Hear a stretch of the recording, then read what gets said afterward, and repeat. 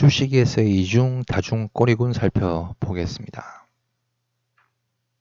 학습 범위는 이중, 다중 꼬리군의 개념에 대해서 알아보고요. 이중, 다중 꼬리군의 유형과 위치에 대해서 살펴볼 겁니다. 그리고 진입과 대응 방법에 대해서 또 알아보겠습니다. 자, 먼저 이중, 다중 꼬리군의 개념인데요. 이런 개념까지 제가 일일이 설명을 해야 되나? 네, 이 부분뿐만 아니고 전 강의에 걸쳐서 그런 좀 뭐죠? 생각이 들 때가 있어요. 왜냐하면 저는 개념을 먼저 정해놓고 차트를 보고 거기서 캔들 신호를 찾아내고 이런 게 아니거든요. 그냥 워낙 수없이 많은 차트를 보다 보니까 저절로 들어와요. 저절로 들어와서 그냥 당연히 그냥 자연스럽게 아는 건데 그거를 설명을 해주려고 하다 보니 이 또 개념들을 좀 약간 끄집어내는, 물론 엉뚱한 걸 끄집어내는 게 아닙니다. 맞는 걸 끄집어내는 건데 어쨌든 그런 부분들 때문에 제가 개념을 설명해 드렸는데 공부하시는 분들이 개념에 집착하는, 그래서 혼자서 막 소설을 써내려가는 그런 분들이 있을 수 있단 말이죠. 그죠? 저는 분명히 말씀드리지만 개념을 연구해서 그거 가지고 찾아내고 그런 게 아니에요. 그냥 저절로 된 거예요. 저절로. 자, 다음에 또 이야기할 기회가 있겠죠. 어쨌거나 시중에서 말하는 이중 꼬리군, 다중 꼬리군은 시중에서 말하는 이중 천장, 삼사는 천장, 긴 입꼬리로 강한 저항을 받았다. 이런 식으로 해석될 가능성이 크겠죠. 그래서 안 그래도 여기도 윗꼬리인데 한 번 더 그 부근에서 윗꼬리를 형성하고 내려오게 되면 개인 투자자들은 이런 부분에서 청산할 가능성이 크겠죠. 겁먹고. 겁나잖아요. 그죠? 이중천장인데. 그러면 세력 입장에서는 그 물량을 매도하는 물량이 많으니까 받아내서 돌파를 시켜서 또 이중천장을 돌파를 했으니 개인 입장에서는 강한 저항선이 무너졌다. 따라가자 해서 매수하는 물량이 많을 거고. 그죠?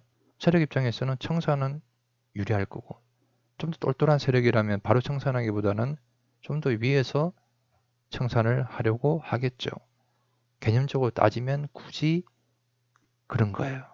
100% 정답이다. 그게 진리다. 이런 걸 이야기하는 게 아닙니다. 그리고 만약에 이런 저가를 허무게 되면 시중에서 말하는 이중천장의 실체, 그래 이중천장이 맞았구나, 이렇게 확인될 수도 있겠죠. 그죠? 하지만 캔들 매매의 기준은 기본적으로 스탑헌팅에서 개념에서 출발했다고 그랬잖아요. 이런 강한 저항일수록 돌파당할 가능성이 크다. 그래서 선취적으로 매수할 수가 있는데, 물론 선취적으로 매수할 때도 있지만 대부분은 캔들 신호를 필요로 해요. 이중꼬리군, 다중꼬리군은 좀 캔들 신호 필요 없이 우리가 선취적으로 매수를 하죠. 왜? 캔들 신호가 안 나올 가능성이 많거든요. 이런 부분에서는.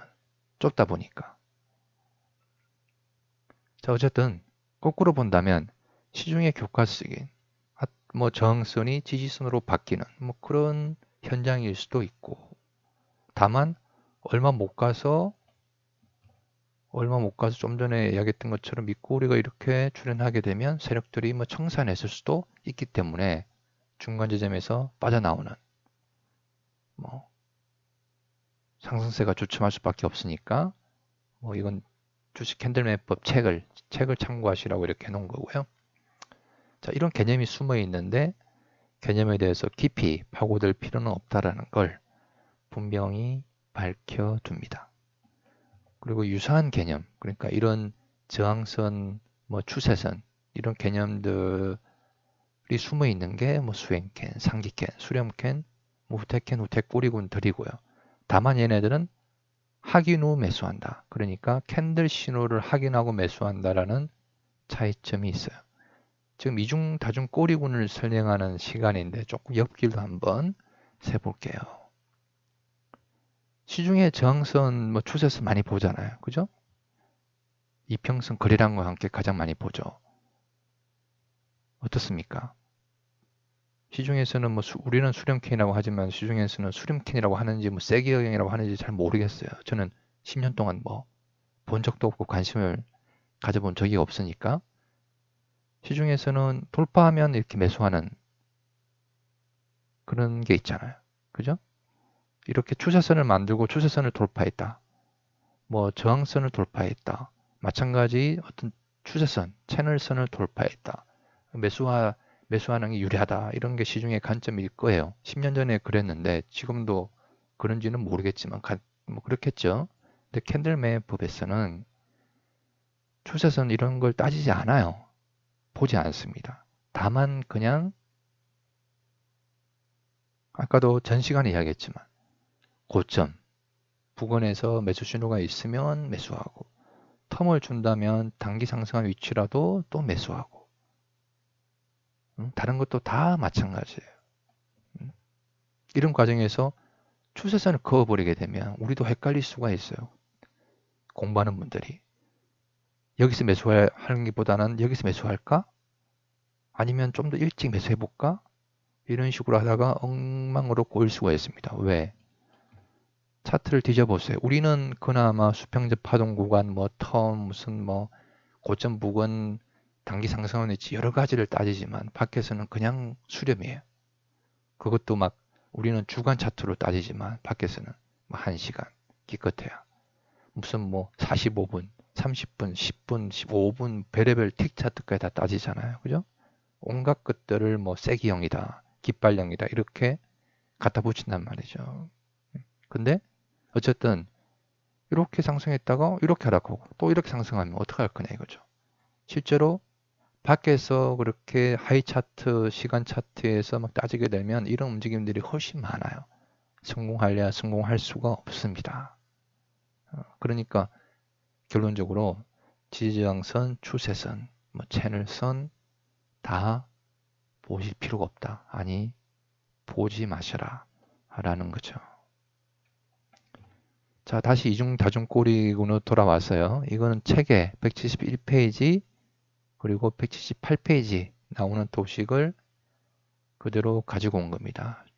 간단하게 부원 설명을 드리자면 기본적으로 1차 상승 구간에서는 큰 양봉군 또는 뭐 윗꼬리가 긴 뭐 양봉, 음봉이겠죠. 그죠?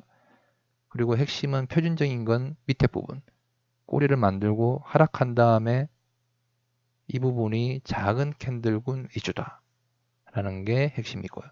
물론 비스듬히 상승하는 이런 위치에서는 좀 약간 큰 캔들 얼핏 봐서는 작은 캔들로 보기 어려울 수도 있어요.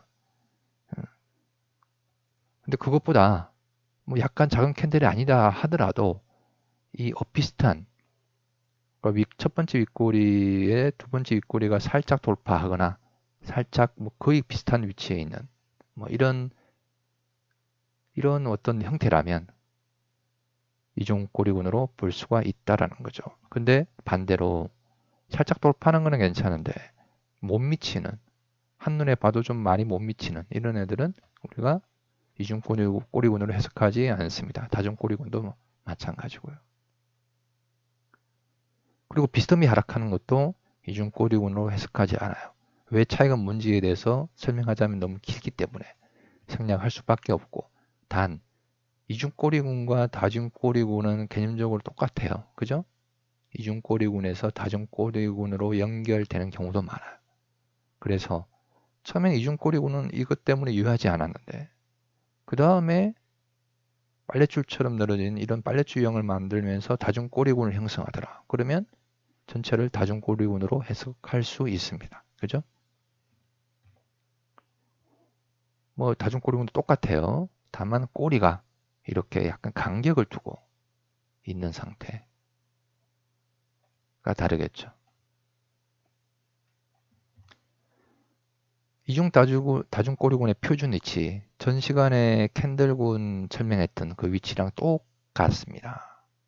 저점으로부터 단기 상승, 시각적 차별화가 되어 있거나 그러니까 표준형을 예를 들면 단기 상승에서 이렇게 이중꼬리군의 다중꼬리군이 형성이 돼야 되지, 단기 상승하지 않고 텀은 있지만 이렇게 꼬리 있고 또 여기에 꼬리 있고 이렇게 꼬리가 있어요. 이런 애들은 해석하지 않는다는 이야기죠.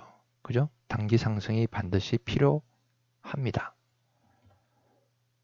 그 다음에 이전 고점 부분 같은 경우는 표준형은 뭐 고점이 없으니까 포함이 안 될 수 있겠죠. 그죠? 나머지들은 뭐 고점이 있을 수 있으니까 뭐 큰 중요한 건 아니에요. 그 다음에 일직선, 큰 양봉군 위주, 포물선, 작은 양봉군 위주로 서서히 상승하는 위치. 근데 다른 캔들보다 좀 더 넓은 텀이 필요하다. 그건 무슨 말이냐 하면 응용형 4, 5를 따지면 5에서 5를 따지면 안 되겠군요. 응용형 2를 따져야 되겠군요. 응용형 2다. 다른 애들은 이렇게 따져야 되나? 다른 애들은 좀 텀이 좀 작아도 좁아도 상관없을 수가 있는데 이중 다중 꼬리고는 조금 더 텀이 넓은 게 좋은 것 같아요. 복잡하죠? 복잡하니까 뭐 이 부분은 뭐 굳이 뭐 이해하려고 다시 필요는 뭐 외우려고 다시 필요는 없을 것 같아요.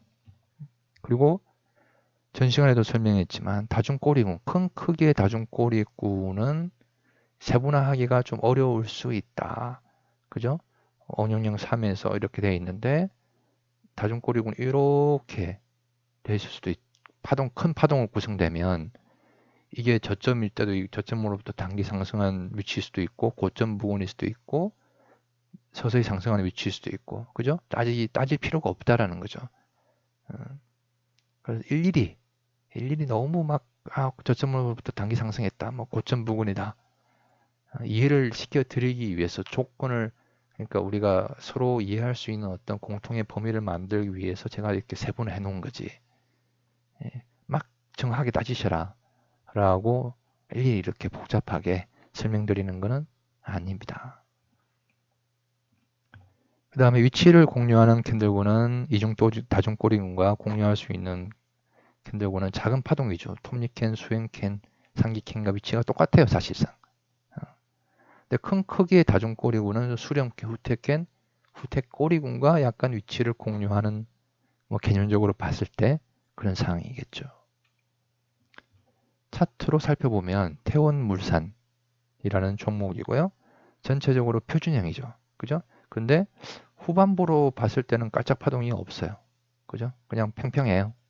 평평한 상태에서 단기 상승했고, 그 다음에 좀 캔들이 첫 번째는 좀 약간 작은 캔들로 보기는 조금 어려워요. 그죠? 그래도 이 부분이 좀 약간 작은 캔들군 위주기 때문에 전체를 다중꼬리군으로 볼 수 있지 않느냐. 또 이 꼬리들의 정렬이 상당히 전형적이에요. 그죠? 이중꼬리군 치고는 또 파동이 좀 약간 큰 편이에요. 얘를 이 표준형의 그 파동의 어떤 상대적으로 봤을 때는. 근데 다중꼬리군은 좀 커도 된다고 했죠. 그죠? 근데 문제는 이따가 설명드려야 되겠네요. 자, 어쨌든 표준형이 확인되지는 않았기 때문에 단기 응용, 그러니까 두 배를 목표로 하는 게 맞다라는 이야기죠. 흥국도 보면은 후반부가 아니에요. 뭐 표준형도 아니고 응용형 1도 아니고 어중간한 상황이고 후반부로 볼 수 없는 상황이에요. 다만 수평적으로 가는 두 개의 복합 파동이 있었어요. 그죠? 이선상에 이런 데서 캔들 신호, 캔들군 플러스 캔들 신호 또는 캔들 신호가 있으면 매수 가능하다고 전전전 뭐 시간에 설명을 했죠. 그죠? 이런 구간이 없었잖아요. 없는 상태에서 살짝 빠졌다가 약간 옆으로 갔다가 상승한 위치에서, 그죠? 단기 상승한 위치에서 텀은 좀 있는 상태고 여기를 따져도 그렇고 여기를 따져도 그렇고 있는 상태에서 다중꼬리군이 형성되었습니다. 그리고 이중꼬리군과 다중꼬리군 중에 차이점 중에 하나는 이중꼬리군은 첫 번째 꼬리와 두 번째 꼬리가 첫 번째 꼬리를 너무 깊이 돌파하면 좀 곤란해요. 약간 살짝은 좀 괜찮은데 깊이 돌파하면 해석해서는 안 됩니다. 근데 다중꼬리군은 마지막 캔들이 첫 번째 캔들의 고가보다 조금 더 깊이 돌파해도 괜찮아요. 아주 이런 좀 미세한 차이점이 있습니다. 자, 어쨌든 중간 부분이 약간 뭐 어슬프긴 하지만 그래도 대체적으로 작은 캔들군이죠. 그죠? 단기 상승한 위치. 꼬리도 괜찮고 높이도. 다만 수평제 파동 구간이 완성되지 않았다. 그래서 얘도 마찬가지 단기 응용이 유리하다라는 이야기죠. 자, 그리고 봤을 때는 이것도 키워보면 이거 단기 상승 아닙니까? 이렇게 따지는 분도 있을 수 있겠어요. 그죠? 하지만 단기 상승 아닙니다. 그냥 차별화가 되지 않아요. 이전 구간과. 그죠? 그냥 일직선이에요, 일직선. 이런 애들은 해석하지 않습니다. 또 얘도 이전에 보면은 이게 응용형 1 같습니까? 뭐 1도 같기도 하고, 그죠? 이전에 보면 또 다중 꼬리는 비슷한 것 같은데 완전한 초반부는 완전히 해석하지 않고요. 그리고 여기도 보면 이중 꼬리군 비슷한 게 보이지는데요. 다중 꼬리군 아닌가요? 다중 꼬리군 일단 기본적으로 너무 꼬리가 높아요. 형태적으로도 해석하지 않습니다. 이중 꼬리군도 키워보면 큰 캔들군 위주여서 형태적으로도 유효하지 않은데 설령 형태적으로 완벽한 여기서 이중 꼬리군이 나왔다 한들 지금 완전한 초반부잖아요. 그죠? 전체적으로 초반부고 텀만 있을 뿐이고 그래서 이런 애들은 실패 확률이 성공 확률이 낮을 수밖에 없다라는 것을 인지하고 대응을 하면 돼요. 이해하시겠죠? 뭐 100% 2배, 3배 간다. 뭐 이런 게 아니에요. 뉘앙스에 따라서 신뢰성이 떨어지면 신뢰성이 떨어지는구나. 원래 한 80%인데 성공 확률이 뭐 한 60%밖에 안 되겠구나. 알고 대응하면 됩니다. 근데 그냥 대응했다가 손절당했다. 우울하고 뭐 이런 게 문제라는 거죠. 자, 얘는 얼핏 봐도 그냥 갇혀 있어요. 갇혀 있어. 그리고 여기서도 뭐 딱히 티가 나지 않아요. 단기 상승한. 얘도 형태도 별로 이쁘지도 않지만 뭐 괜찮아. 다중 꼬리군으로 볼 수 있는 유형이긴 한데 위치적으로 얘는 유효하지 않습니다. 얘는 더더욱 유효하지 않죠. 파동도 이게 뭐 아무런 파동이 아니고 수평적 뉘앙스만 있어요. 그죠?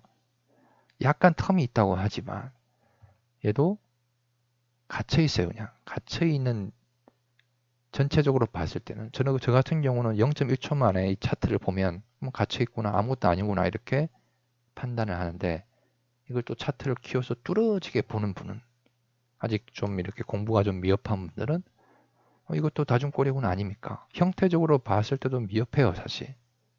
형태적으로도 유효하다고 볼 수가 없는데 위치적으로도 아닌데 키워서 보면은 너무 또 생각을 많이 하게 되면 엉뚱하게 입맛대로 해석할 수가 있다라는 거죠.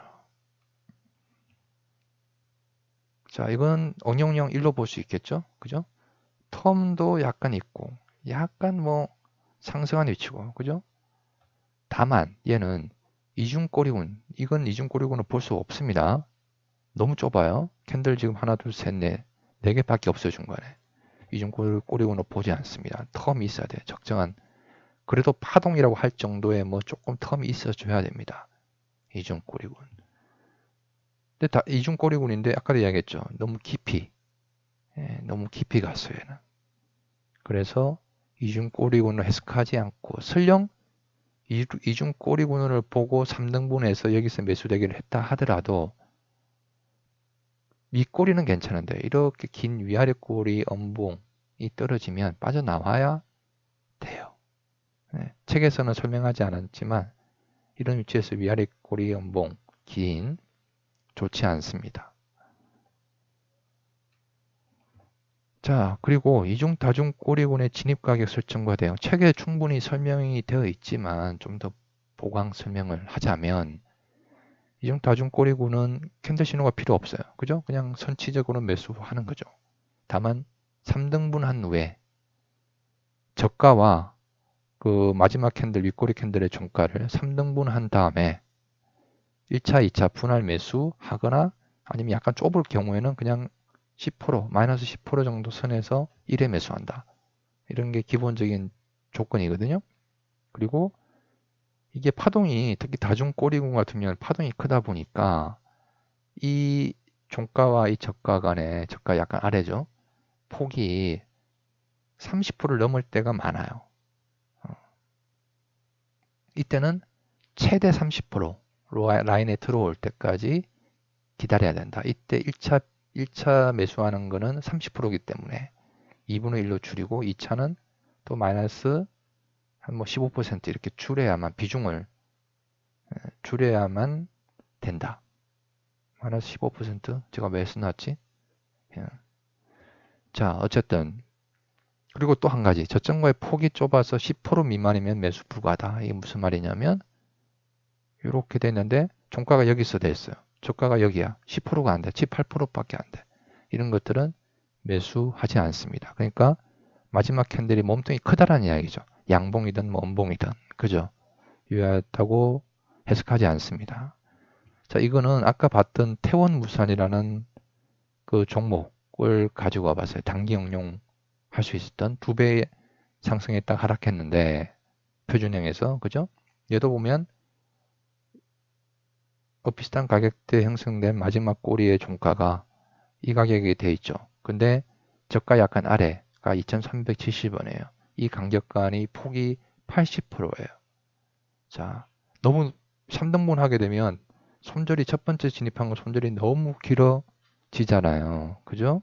이때는 최대 30% 손절 라인에 들어올 때까지 기다려야 된다. 그리고 1차는 원래 들어가는 비중의 반으로 줄여서 가야 된다. 이런 이야기죠. 그래서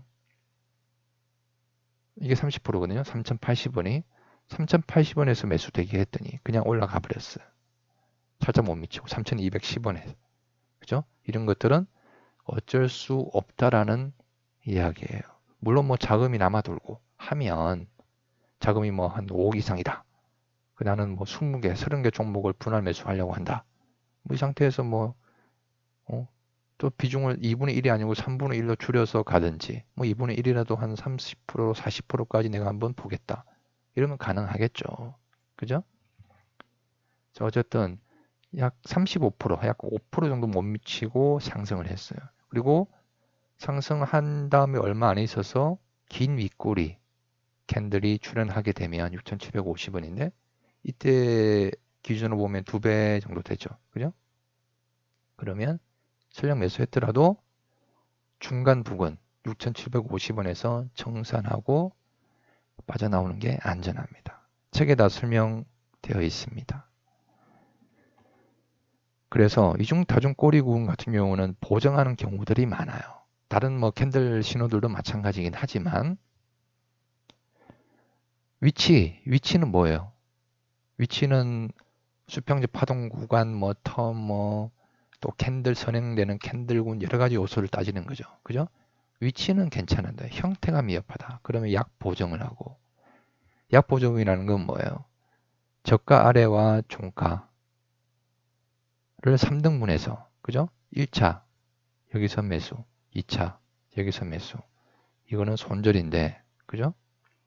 1차에서 매수하지 않고 2차에서 1차 매수하고 손절 라인에서 2차 매수하는 거. 이게 약 보정이죠. 기본적으로는 꼭 뭐 정해져 있지는 뭐 정해 드린 거죠, 사실. 그죠? 사실 저 같은 경우는 무조건 여기서 해야 되지. 이런 게 아니고 그냥 상황을 봐서 여기 살 때도 있고 여기 살 때도 있긴 한데 복잡하니까 우리가 다 같이 공유하기에는 위치는 미흡한데 형태도 미흡하다. 이때는 과도한 보정. 과도한 보정은 뭐예요? 원래 1차에서 매수해야 되는데 그러지 않고 손절 라인에서 1차 매수하고 그 다음에 밑에서 또 3등분 한 칸이 내려서 여기서 2차 매수하고 이런 거죠. 그죠? 이게 과도한 보정입니다. 기본적으로. 그 다음 위치는 미흡한데 형태는 괜찮아요. 태우물산 같은 경우죠. 이때는 표준 대응하되 단기 응용한다. 근데 태우물산 같은 경우는 80%다 보니까 도저히 매수할 수가 없으니까 종가에서 30% 내에 들어올 때까지 기다릴 수밖에 없었다는 거죠. 손절 관리를 위해서. 그죠? 이때는 그냥 그 1차, 1차에서 매수하면 됩니다. 다만 수익을 플러스 200이 아니고 100%에서 청산하는 게 낫다 이거죠. 미흡한 위치의 얘는 수평적 뉘앙스지만 수평적 파동 구간이 아닌 경우, 수평적 파동 구간이지만 아직 완성되지 않은 경우, 그죠? 이런 것도 마찬가지죠. 뭐 텀이 약간 부족하다거나 파동의 뭐 꼬락선이 형태는 다 괜찮은데 약간 뭐 이 고점과 저점 사이에 좀 갇혀 있는 텀은 괜찮은데 파동도 괜찮고 뭐 이런 뉘앙스도 약간 미흡하다. 위치적으로 봤을 때 이렇게 이야기할 수 있어요. 보정, 뭐 과도한 보정, 표준 대응 헷갈리는 부분들이 많이 있을 수 있습니다. 그죠? 뭐 이런 부분들은 실시간 종목도 헷갈리면 카페에 질문하세요. 제가 판정을 내려드리니까. 그리고 이중 다중 꼬리군의 청산 및 취소 이것도 책에 있는 내용들인데요. 부가 설명을 드리자면 중도 청산하거나 매수한 걸 대기하는 어떨 때 대기 지수하느냐 얼마 못 가 긴 입꼬리 캔들 출현할 때 어떤 분이 질문을 해오셨어요. 그럼 얼마 못 가는 캔들이 한 개입니까 두 개입니까 세 개입니까 네 개입니까 이거 어떻게 따져요. 그죠? 제가 세 개를 정해드릴 수도 있을 거예요. 뭐 세 개 이내. 근데 그렇게 따지면 이게 뭐 차트에 눈 달린 것도 아니고 어떻게 그렇게 수학 공식처럼 딱딱 움직이냐 이거죠. 그죠? 그래서 제가 부가 설명을 드리자면 굳이 따지면 한 10개 이내, 10개 이내에서 그리고 요렇게 일직선으로 올라가는 와중에 나올 때 얘처럼 약간 한번 이렇게 파동이라 하긴 그렇지만 약간 텀을 주고 내렸다가 그죠? 텀을 주고 상승하는 위치에서 꼬리가 나오면 얘네들은 청산하는 게 안전하다. 근데 그게 아니고 일직선으로 쭉 올라가는데 캔들 10개 이내에서 윗꼬리가 나온다. 이런 거는 무시해도 좋다라는 거예요. 이해하시겠죠?